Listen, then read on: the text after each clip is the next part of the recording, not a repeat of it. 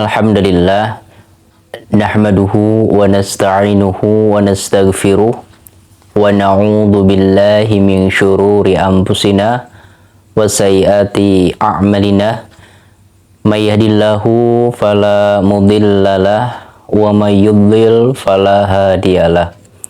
Asyhadu an la ilaha illallah wa asyhadu anna Muhammadan abduhu wa rasuluh alladzi la nabiyya ba'dah. Allahumma salli wa sallim ala nabiyyina Muhammadin wa ala alihi wa ashabihi wa man tabi'ahum bi ihsanin ila yaumiddin.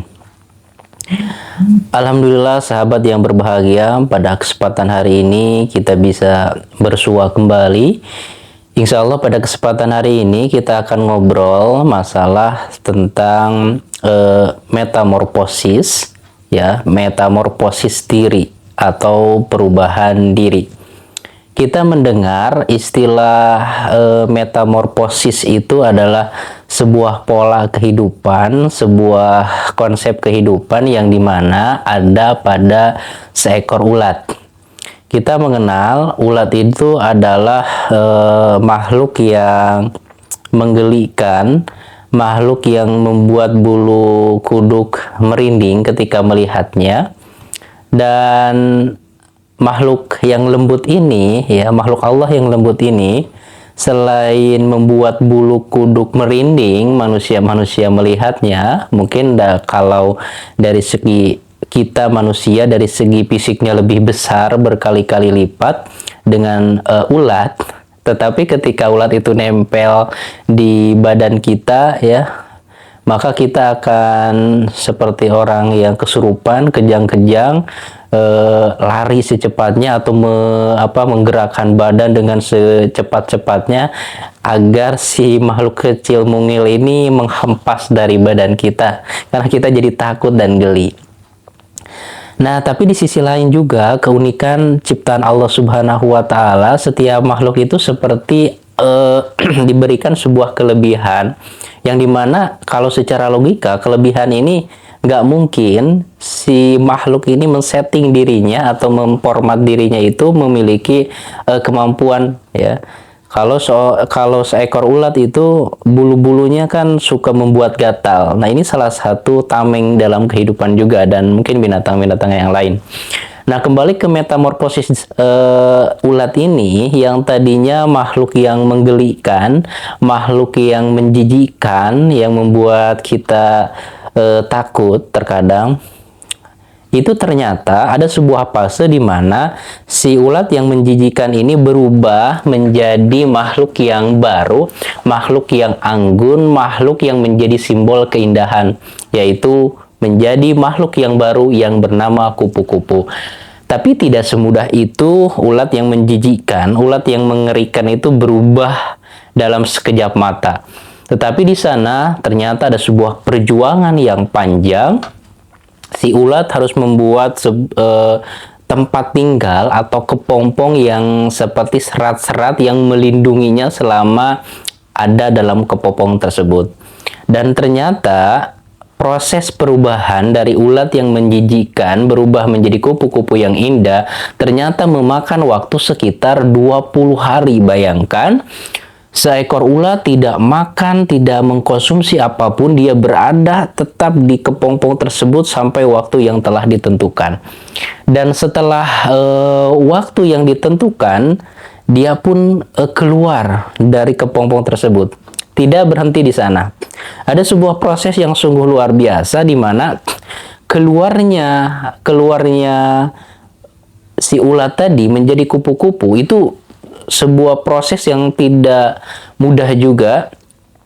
Kenapa? Karena di sana ada sebuah proses yang subhanallah, Allah men-setting, mendesain bagaimana si ulat yang sudah jadi kupu-kupu itu keluar dari kepompong harus dengan usaha keras keluar dari lubang tersebut, dari kepompong tersebut.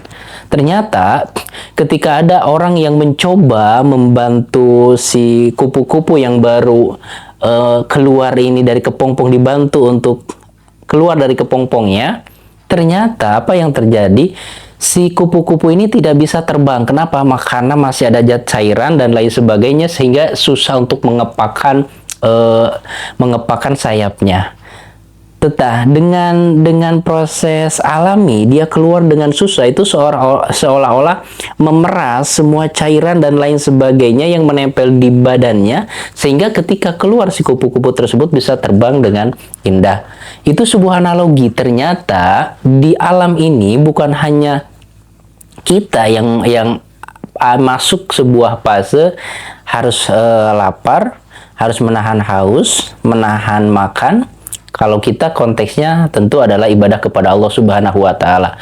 Kita melihat dari perspektif hikmahnya, dan juga ternyata alam itu hidup dan berkembang dan berjalan sesuai dengan sunatullah. Maka salah satu penopangnya adalah ternyata di alam raya ini juga banyak hewan-hewan yang melakukan proses dia tidak makan, dia tidak minum untuk berubah menjadi makhluk yang baru.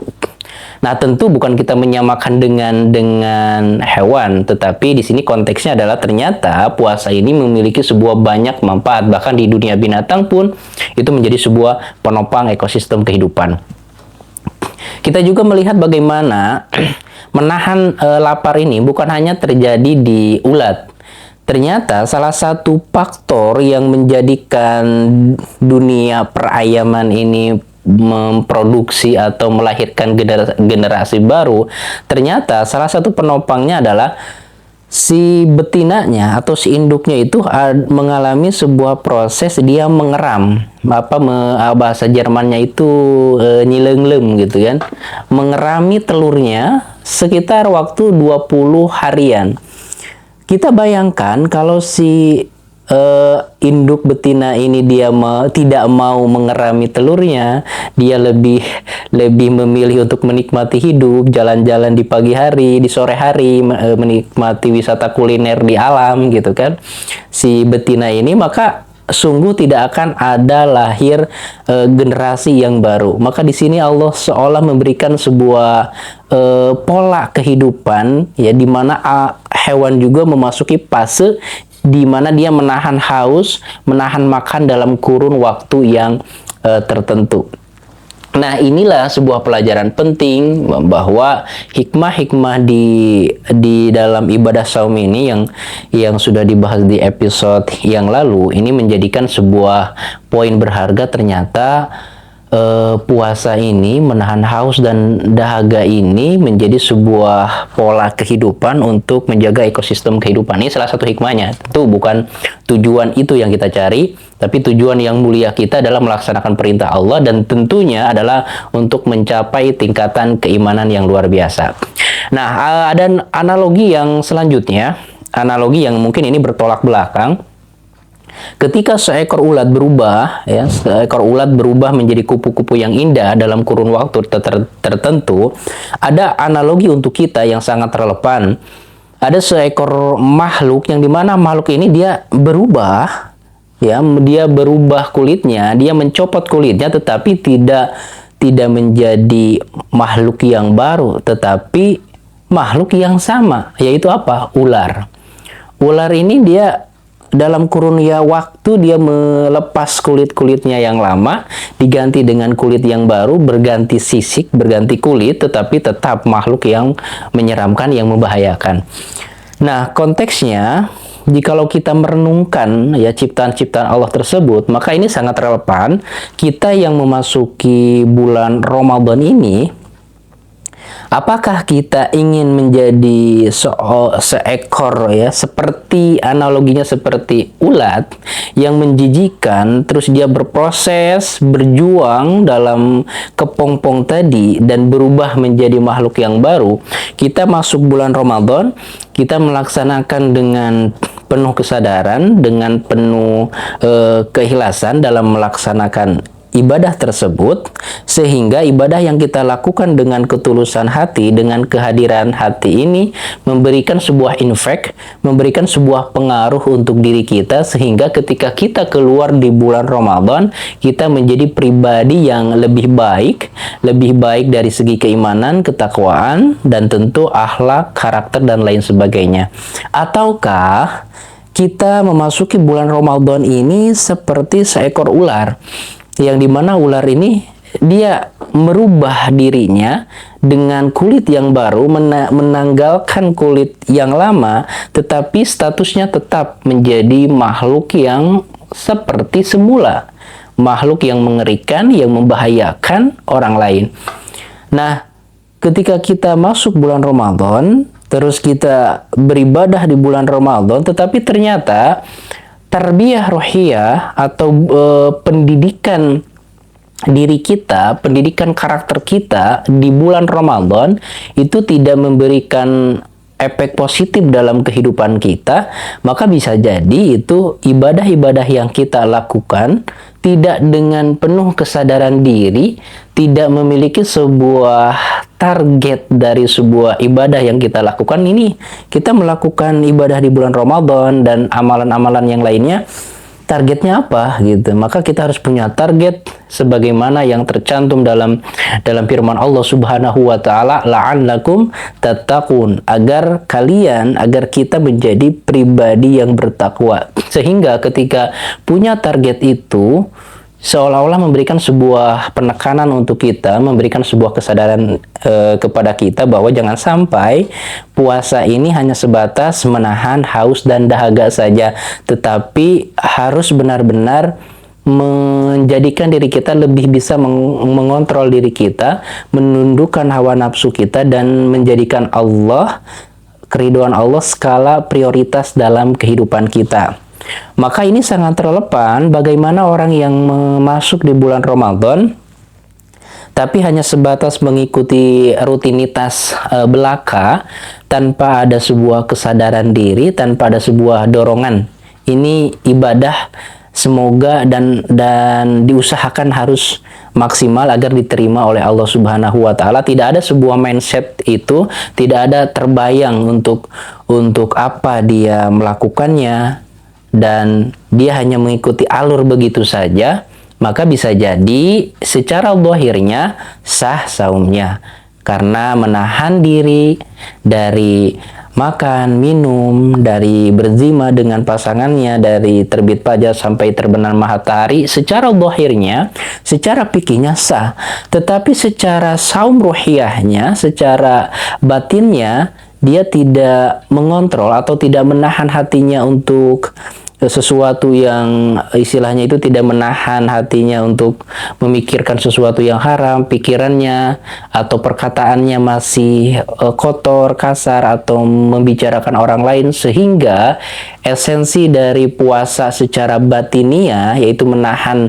segala panca indera untuk tetap saum, untuk tetap menahan diri, itu tidak didapat.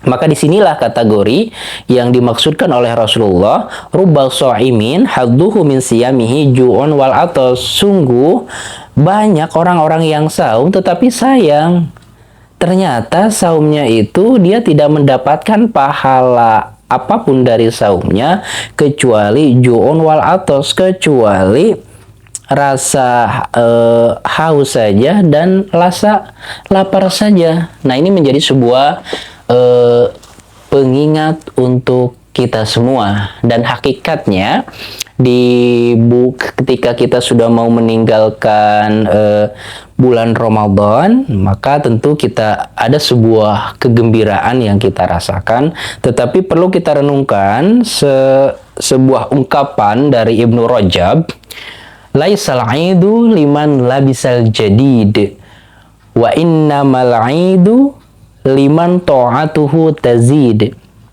Sungguh ya, hari raya itu hakikatnya bukanlah mereka yang memakai pakaian baru ya, tapi dalemannya itu enggak terupgrade dengan ibadah-ibadah di bulan Ramadan.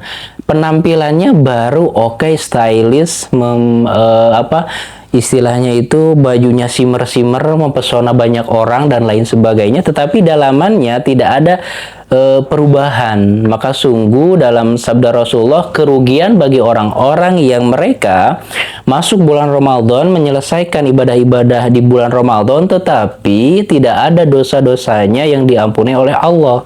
Nah, itulah termasuk orang yang rugi.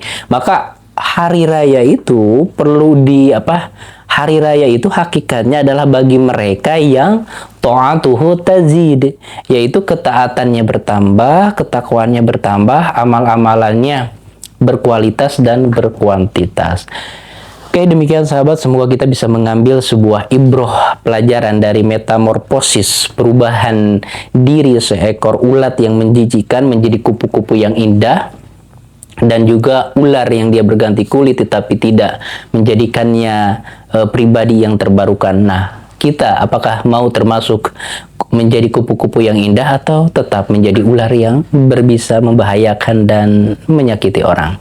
Demikian sahabat, assalamualaikum warahmatullahi wabarakatuh.